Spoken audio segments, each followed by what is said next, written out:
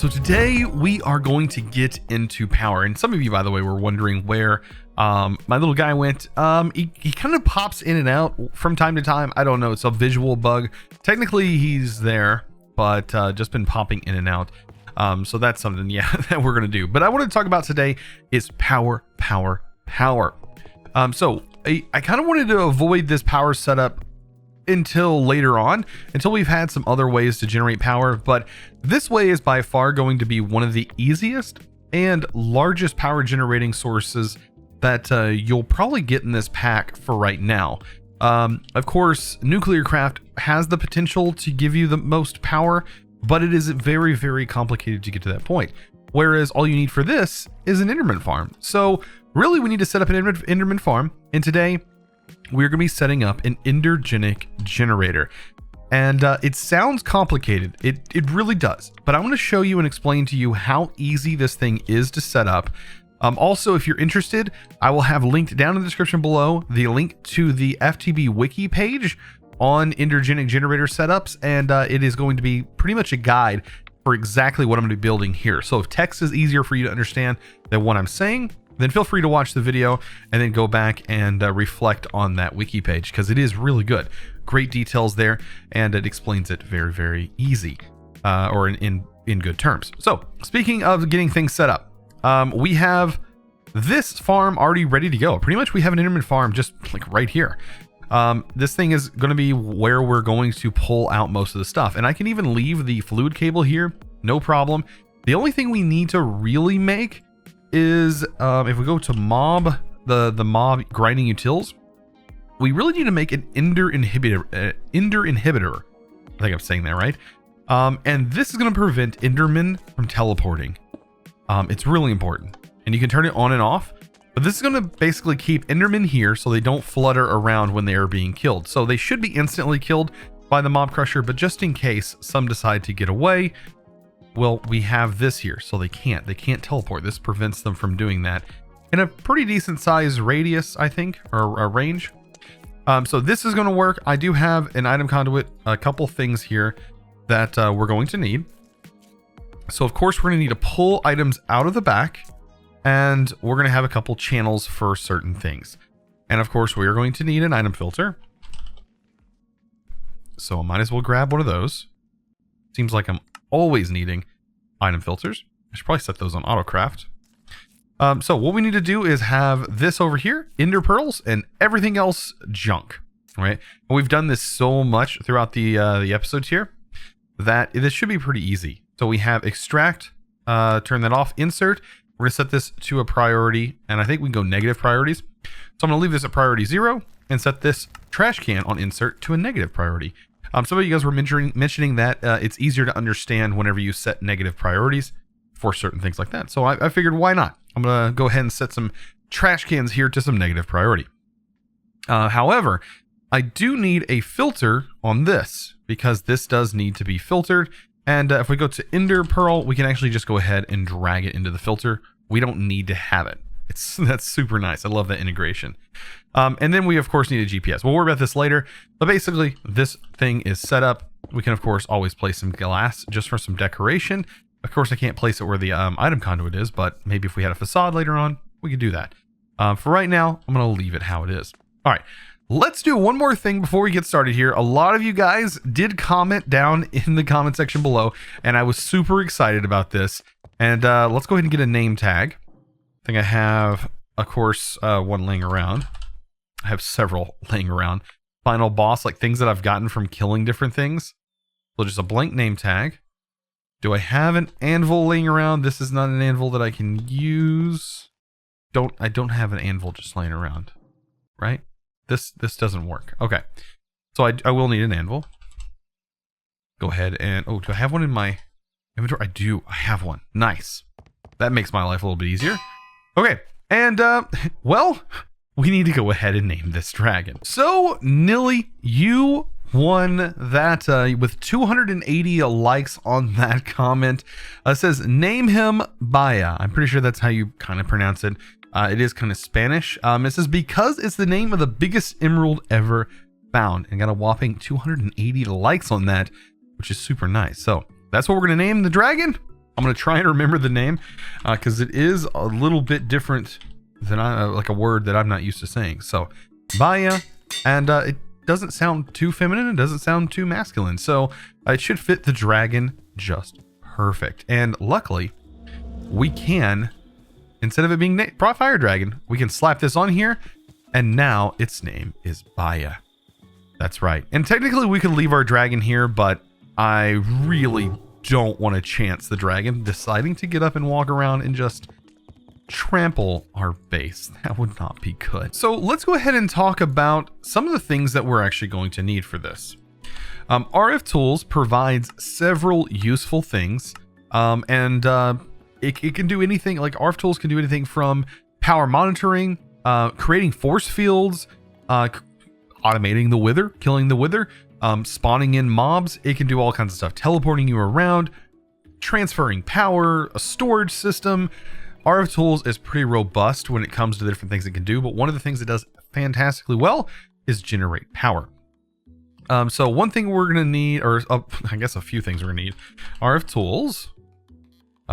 We are going to need a few of these Endergenic generators, but also we're going to need a lot of these machine frames. We're only going to need, just for the setup we're doing today, 4. Iron, I think it's just because we have everything in block form. Might as well pull that out. And there we go. So I'm going to need 4 for this, just for the blocks. I think 5 because we're also going to need a pearl injector. So let's go ahead and make 4 of these. These are going to be the sources that generate the actual power. We need a pearl injector, which is going to inject the pearl into the Endergenic generators. And then we also need a few Ender monitors. I think it's 5. I think we need 5 Ender monitors. And these are all going to require these bases. A bunch of these things are going to require the bases. So I think we're going to need more sequencers than anything. We need, let's see, 1, 2, 3, 4, 5, 6, 7, 8. We need 8 sequencers, I think.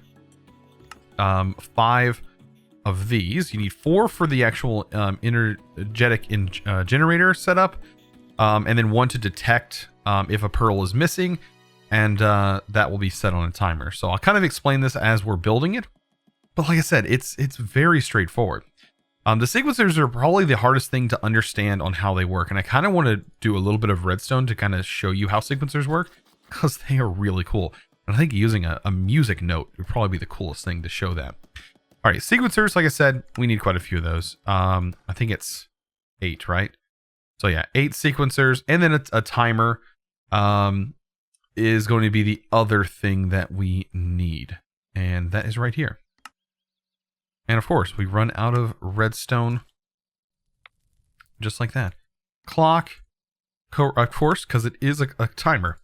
And I think this is pretty much everything you need, right? And then, of course, you're going to need ender pearls. So our setup is basically ready. All we got to do is catch an Enderman and throw that in there, and we're pretty much good to go. So everything's looking good. Pearl injector, I think this is about it, other than redstone, which we are going to need a bit of that as well. Just plain Jane redstone. I have tried using other methods for redstone. Doesn't seem to always work that well. You can also even go wireless if you want to. I think you can set different transmitters and receivers and have them all linked to the same channel, and they would actually function. I might actually try that. And I might, yeah, that should work. You know what? I'm going to use that. I'm going to use transmitters and receivers. It'll be a little bit more expensive, but it'll cut down on the amount of redstone that we're going to need. So to set this up, let's go ahead and get this bad boy running. So we need to have 2 spaces away from the wall to place this. I'm going to go ahead and place 1 right here, 2 spaces away from that, 2 spaces away from that, and away from here. I do have this small space, so I do have it going underneath the wall here, just because it doesn't actually fit in this little bitty area. It would fit in a 9x9 room, just doesn't fit here. And even if I set this up in a different way, it could be more compact. But like I said, I'm going to try and even reduce the redstone. I'm going to show you how it looks with the redstone first, and then show you how we can make it even smaller. But anyways, let's go and get this set up. Now that we have Endergenic generators laying on the floor, they're not going to do anything by themselves. It needs a pearl injector. It needs something to send the pearls into this system. And then once you have that, you can actually just right click with a smart wrench and say, I'm sending a pearl here to here, to here, to here, to here, to here. Well, these are linked at a distance of 2 ticks. So this runs off of basically 3 different modes. You have sending a pearl, you have receiving a pearl, and you have holding a pearl. All 3 of those require different tick amounts. So basically you got 10, it's going to require 10 ticks, and you need to give it a redstone pulse. Every 10 ticks it does a action. You can find more information about that, like I said, in that FTB wiki page, or you can even use the book from RF Tools. That's something else that will help you out. I'm going to try and go through this and just kind of get it done and kind of show you exactly what we can do here. So an Ender monitor is going to detect a few different states. You see right here, lost pearl, pearl fired, and then pearl arrived. We want to set this to pearl fired, so that way we know when a pearl is fired, it's going to send a redstone pulse, and it's going to send it to a sequencer that is going to go here. And this sequencer is going to give it a couple, it's going to go through a few different things. We're going to talk about that here in a second. But basically you need to repeat this pattern. Make sure this is pearl fired, and put a sequencer. And then also the direction you place these does matter. You can see I'm placing it on this side of the block.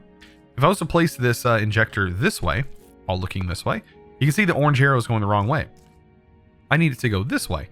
And so it does matter which part of the block you're actually looking at, kind of as if you were placing a stair. You know, think of it that way. All right, we're on the last one. Make sure, like I said, this one's set to pearl fired. This one's set to pearl fired. Make sure you got that all done. And then we can start working on the sequencers.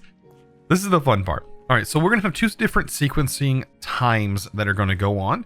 But first, let me show you kind of what a sequencer does in case you don't already know. So to demonstrate how a sequencer works, I have a note block here. And of course, in this pack, it's really nice. You actually get a full keyboard to kind of set what you want this note block sound to be, which is really nice. But anyways, we have a sequencer here. It doesn't do anything on its own. It is very, very simple. It does require a redstone signal to activate it for the first time. And so we have a couple of modes. You have once here. I'll kind of demonstrate that. If we hit this here, that's going to just do once, and that's it. And it says right here, when a redstone signal is received, loop the cycle once, ignore further pulses. So if we have this set,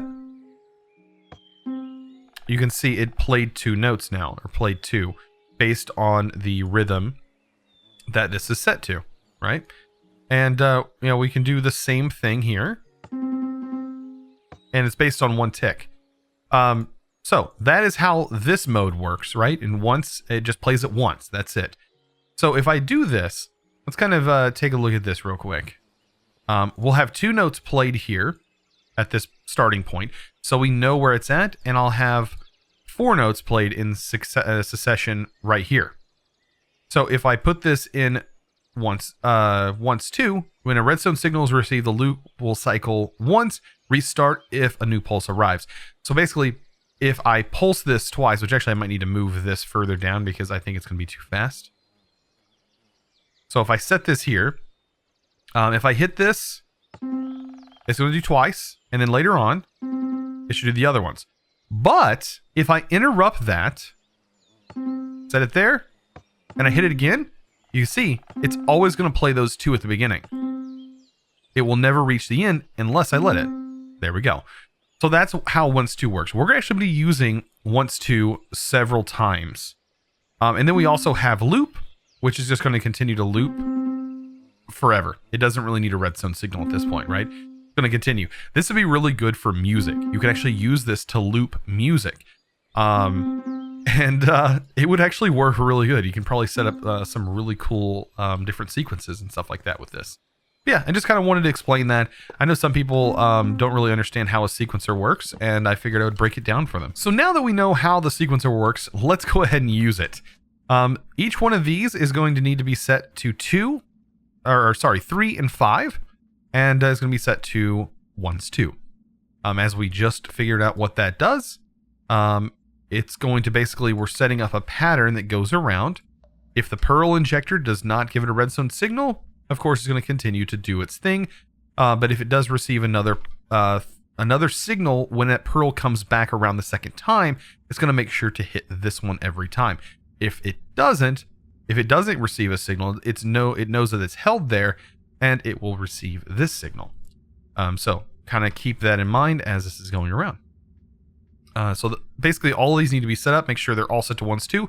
If you notice any issues, just check and make sure everything is set to once two. And make sure you're also at 3 and 5. Now, with that done, let's set up some more sequencers. I'm going to set up sequencers that are on the outside here as well. Like I said, it does matter which direction it's facing. These need to be facing into the Endergenic generator. And these are going to be set to, I believe it's 1 and 3. And then once 2. So set these up the same way. 1 and 3, once 2. 1 and 3, once 2. Very simple. There we go. So last but not least, we need to set up the timer that runs the whole shebang. And this is where redstone can become kind of interesting. So back here, I'm going to go ahead and set up another Ender monitor that's going to monitor this Endergenic generator. This is going to be like basically the one where everything would basically not work. So let's go ahead and set this to pearl fired. And every time a pearl is fired, it's going to reset. It's going to send a pulse, which is going to go into a timer. And this timer is going to get reset. We're going to set this to 30 on the delay. And this will send a redstone pulse every 30 seconds unless it receives a redstone signal. And so if a pearl is actually fired, it will stop the redstone signal and restart the timer back to 30 ticks again. And then you're ready to go. So this is how this is going to work. And basically this is what's going to fire the pearl into our injector. So what we need to do is run redstone wiring all the way around. And this is where I said I think we could probably make this a little bit cleaner by just using wireless transceivers and stuff. So this is basically ready to go. These are all going to start generating power. As soon as we put ender pearls in here, it will start generating power. So let's go ahead and grab 32 ender pearls, and I'll just show you, for example, put the ender pearls in there. It's going to fire. The first couple might fail, but then we will get it going. Look at that. And they're going to keep sending over and over again. And you're going to see that we're generating about, it all depends on which one. RF gain is kind of crazy right here. That's saying like an RF gain of like several hundred. Yeah, that's not right. Is that? There's no way that's correct. Yeah, there we go. RF gain of about 3,000 RF per tick. This one's setting around 6. This one's setting around 3,000, setting around 2,000 each. So this is each. So we're producing about 250, 2,500 RF per tick per Endergenic generator, producing close to 10,000 RF per tick with this thing. And it all depends. Sometimes it can be better, sometimes it can be worse. So anywhere probably from 10 to 12,000 RF per tick we're going to be generating from this thing. As long as we're giving it ender pearls, which we need to set up. Let's go ahead and put this GPS marker here. And that's going to set our ender pearls to go into there. So all we need to do is get an Enderman in here. But like I said, I just wanted to demonstrate how this redstone was going to function. Let's go ahead and take this out. And let's set up this redstone in a better way. And this should obviously work. We'll of course test it, but what we need is a redstone transmitter. This is going to accept a redstone signal right here. Let's go ahead and flip that around. This is going to accept a redstone signal. And then we need to link this to the channel that it's set to, which is currently set to channel 4. And then basically face this in the direction that the redstone pulse needs to go into it. Just like so. And this should also function the same way. If I put the ender pearls in here, the first one's probably going to fail. And for some reason it's still failing. I don't know why. Unless, I mean, this doesn't work the same way that you might think it does. I don't think analog matters. Does it? I'll switch it to analog. Well, it seems to be failing again. Maybe you can't do it this way. I was hoping to be able to set it up. Maybe you guys are like laughing and you're like, oh, this is why it's not working. That's so weird because this should work. They're all set to the same redstone signal. Because, you know, I tried this with conduits and it also didn't work with conduits. So I wonder why it only works like this. Maybe it needs a direct redstone pulse from like a cable like this. I don't know. This fills this room. It does look pretty good. And from top, It's going to look pretty good. We're going to cover it with some glass, and things are going to work. Yeah, because this should function. Ender pearls. You're going to see it functions this way. Maybe, you know, I testing something on camera. Sometimes it doesn't work. Sometimes it does. I don't know. Now you know that for some reason didn't work. For whatever reason. Yeah, this is working again. And as you can see, each one of these stores quite a large amount of power. So let's go ahead and get this set up. We're going to go ahead and grab an Enderman and go from there. So I have me a lovely Enderman boss here. I need to pull that cow out and take that guy. And go ahead and just set this up. This should work. Fingers crossed that everything is going to work. We're going to place this in here.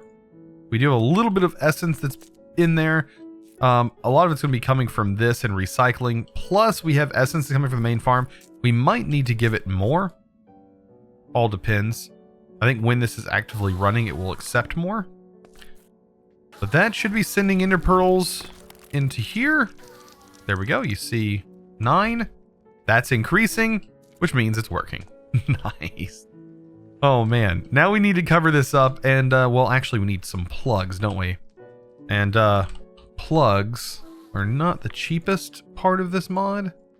Requires these. We need 4 of them. Do I have just enough? Oh man, I just ran out. Just barely. Perfect. Okay, at least we have enough to fully get these things hooked up. And again, we'll set the plugs on here. Make sure to select our channel. We can disable any limits. By default, limits are on.